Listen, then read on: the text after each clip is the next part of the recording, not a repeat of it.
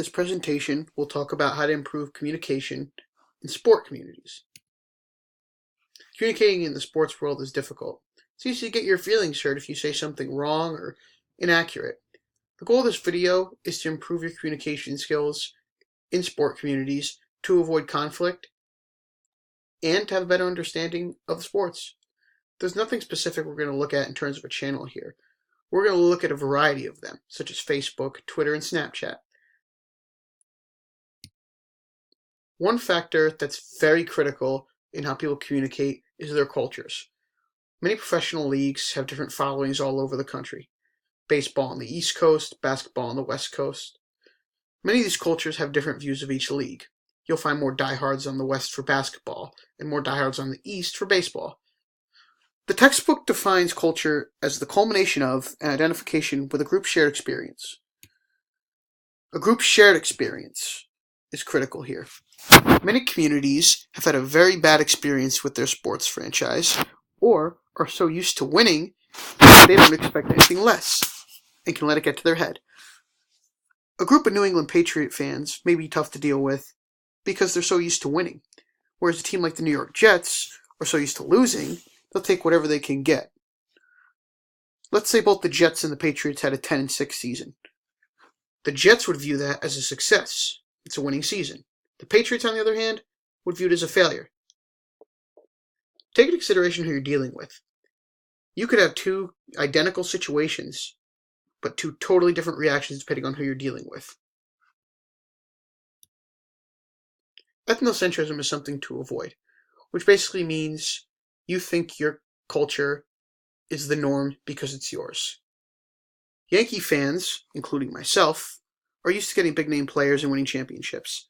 But most other major league teams like the Brewers or Padres are in small markets, and as a result, can't sign big-name players. So despite me being happy with the team and the Yankees, I have to understand the culture of this team isn't common. I'm just lucky that we're as successful as we are. If I had brought up how the Yankees are the cornerstone of what a franchise should be, and that more teams need to be like them, I'd be setting myself up for trouble and conflict in a community. Keep an open mind.